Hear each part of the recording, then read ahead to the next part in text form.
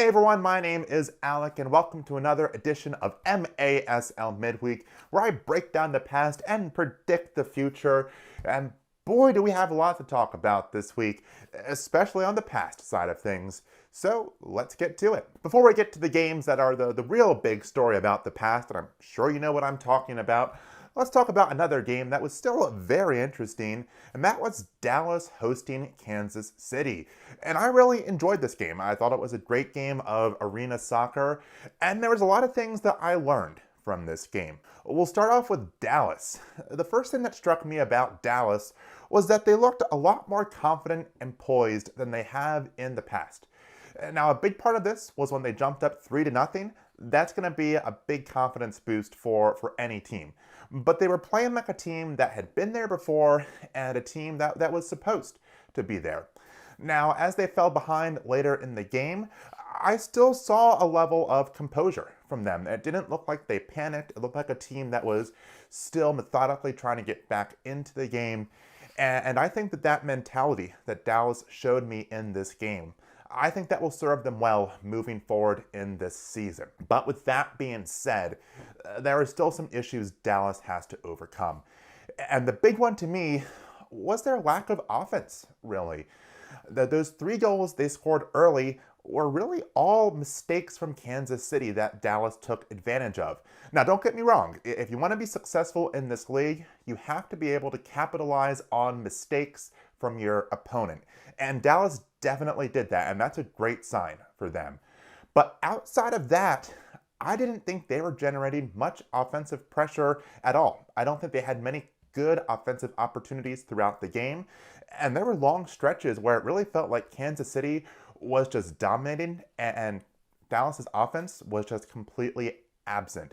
So as I said, I think Dallas's mentality and their level of maturity that we saw in this game, I think that's a great sign for them, but they really have to work on creating more of those offensive opportunities.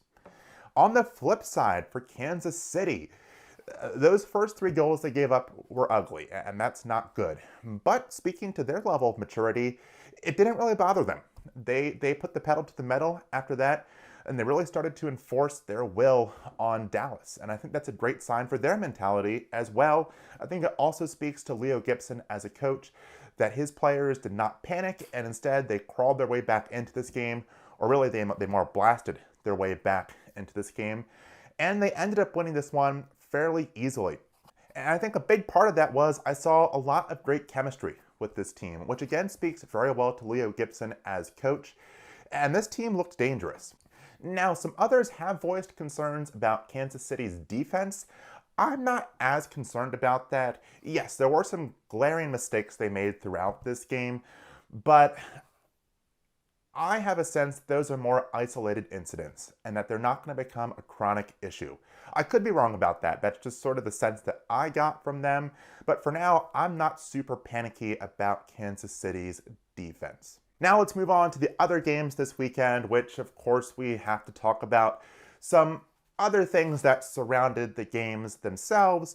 And of course, that was the Florida Tropics hosting the St. Louis Ambush ×2. So I was really excited for these games because, well, the first one was the first game of the season. It was going to be a little bit tricky for me though because the game started right when I got off work.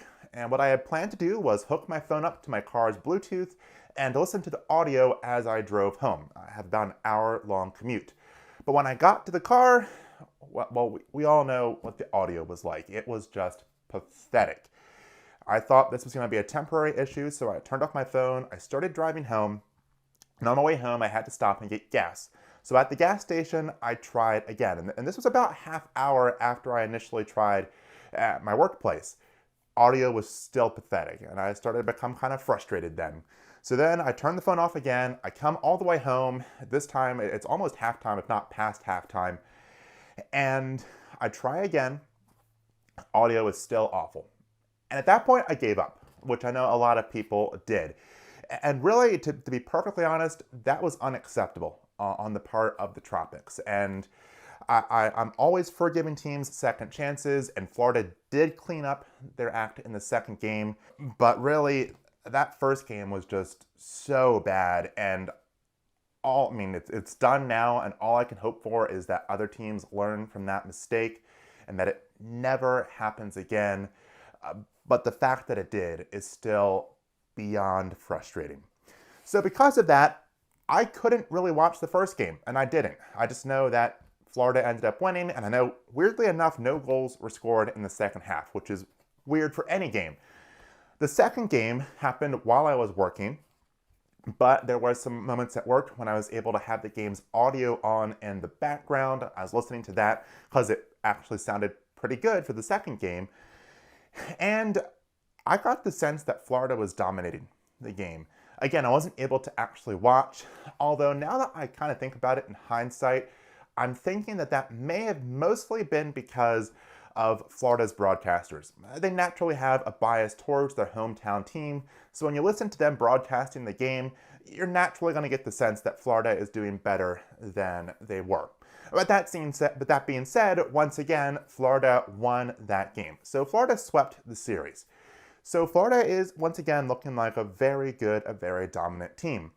And as I kind of thought from the Central Cup, St. Louis is a team not playing to their full potential yet again in these two games. I think that when you look at the roster for St. Louis, that team is more than capable of being right there with Florida and winning some games against them. But we haven't quite seen that yet. Now that being said, if I was a St. Louis fan, I wouldn't be panicking. This team is very well coached and it's still early in the season. So I expect that as the season progresses, we're going to see this team come together and we're going to see them have some very competitive games against teams like Florida. And I think we'll even see some wins against Florida for St. Louis. I just think it's going to take a little bit of time. All right, now that the past stuff is out of the way, let's talk about the future a little bit because we have 3 games this weekend to pick. We'll start off with the Dallas hosting St. Louis game. And I think this one's going to be interesting because these two teams are in some interesting spots. I think Dallas is at a spot where they're a team that's kind of starting to come into their own a little bit. A team that's starting to gain that confidence, as I was saying, and a team that's starting to look kind of dangerous and like a team that you don't just look over on the schedule like you have in the past. Then you have St. Louis, which is a team that I think could be fantastic, but just isn't quite there yet. So they're kind of meeting at this kind of interesting middle point, and I think that's going to make this game very competitive. And I think this game really comes down to what happens in the first quarter, to be perfectly honest. I think that if Dallas can get an early lead like they did against Kansas City, Dallas is going to win this game.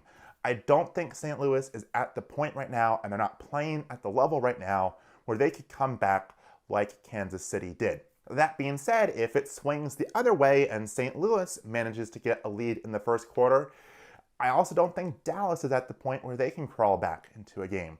So if that first quarter starts to swing one way or the other, I think whatever team comes out on top in that quarter is going to win the game.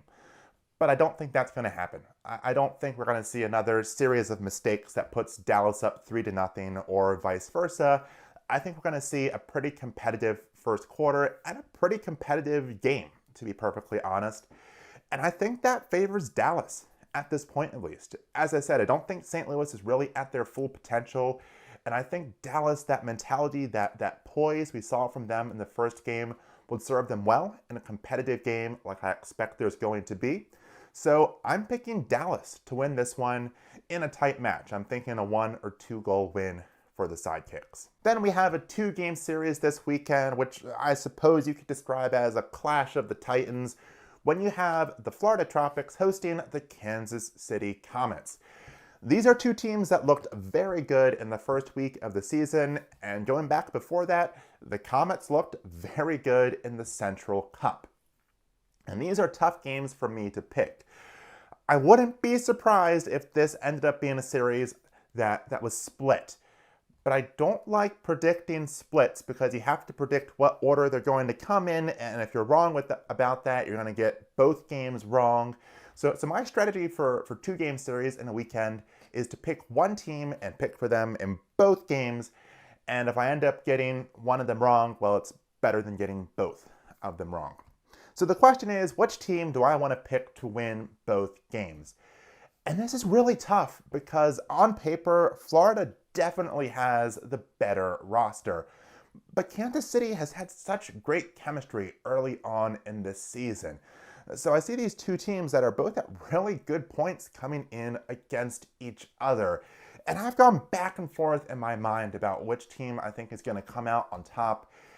And ultimately, I just can't escape the thought that Florida's roster is just so stacked. It's going to be hard for any team to beat them.